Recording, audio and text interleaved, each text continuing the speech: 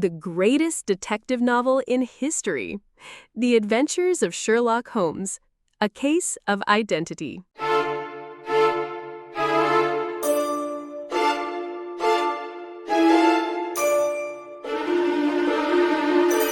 It was a bright September morning when I found myself in our sitting room at Baker Street.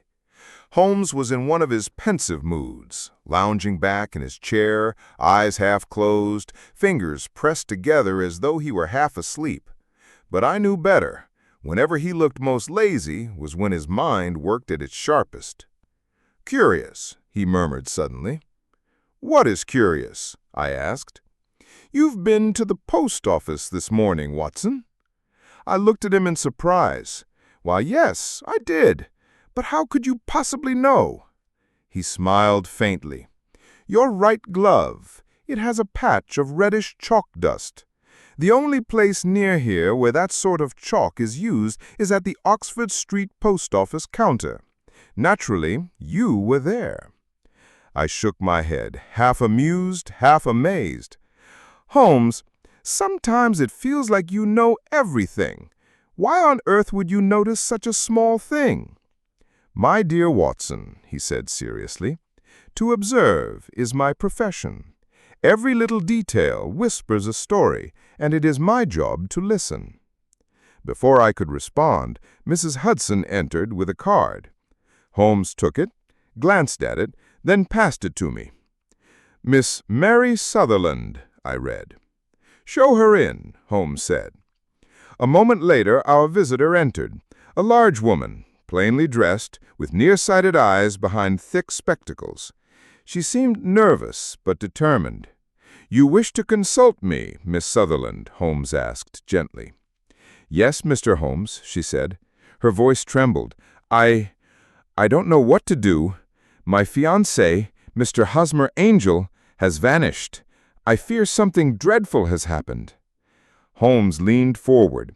"Please, Miss Sutherland, tell us everything from the beginning." Miss Sutherland sat upright, her hands twisting her handkerchief.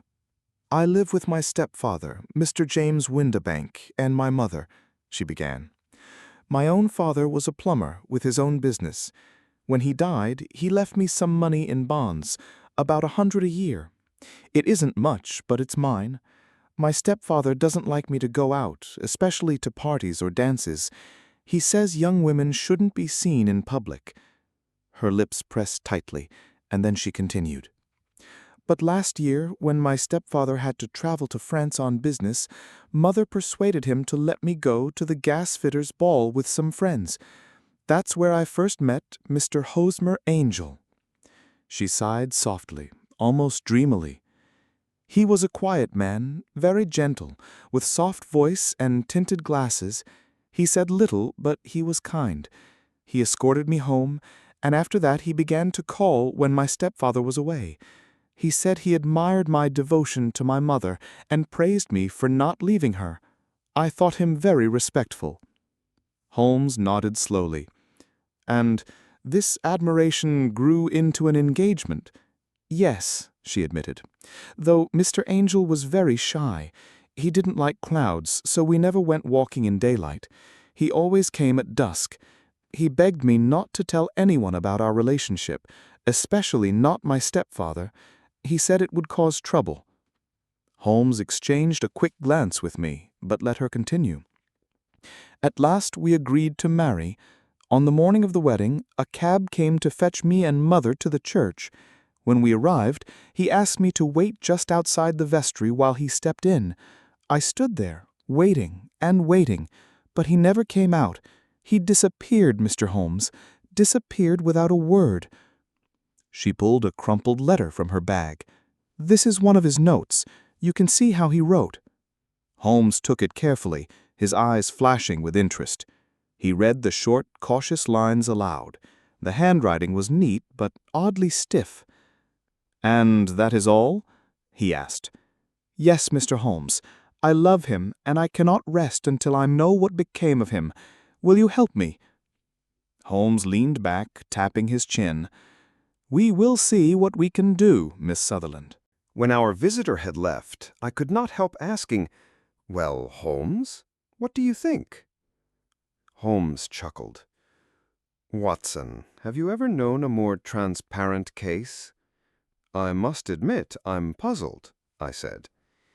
He spread the letter on the table. "Look at this writing. It is not natural. It is written in a disguised hand, slow, deliberate, almost like someone drawing letters instead of writing them." I bent over it. "Now that you say so, I see it.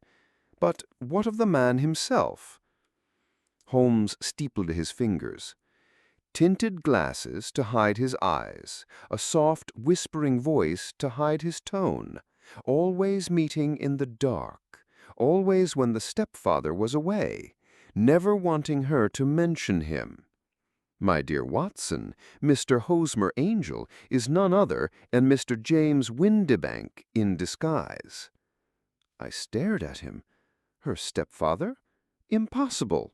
"Not at all," Holmes said coolly. "The motive is simple. Miss Sutherland's little income.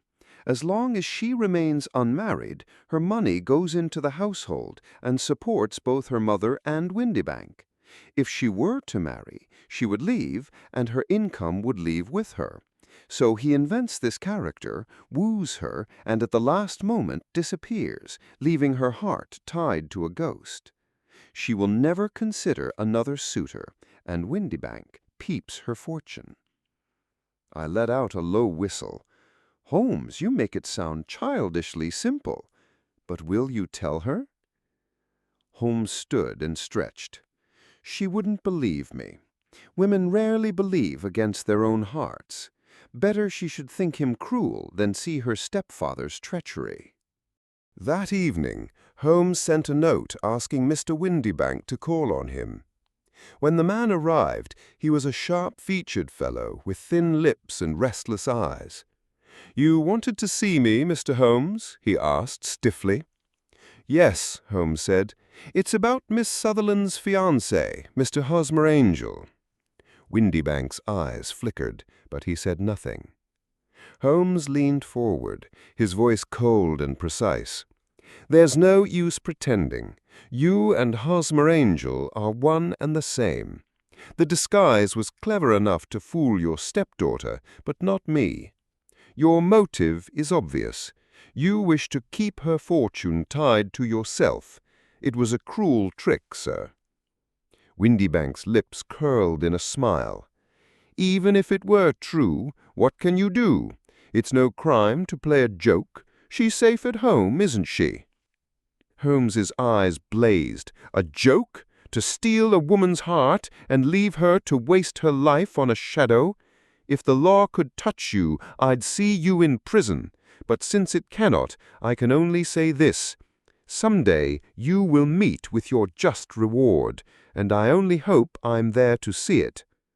Windibank's smile faltered. Without another word, he turned and walked quickly out. Holmes stood at the window, watching the man disappear down Baker Street. "Windibank will never prosper. Sooner or later, a man like that meets the punishment he deserves. In the meantime, Miss Sutherland will cling to her faith in Hosmer Angel, and perhaps that is better for her heart than knowing the truth." I shook my head, full of pity for the poor woman and admiration for my friend's insight. Another strange case had ended, not with handcuffs or trials, but with a glimpse into the cruelties people inflict upon those closest to them.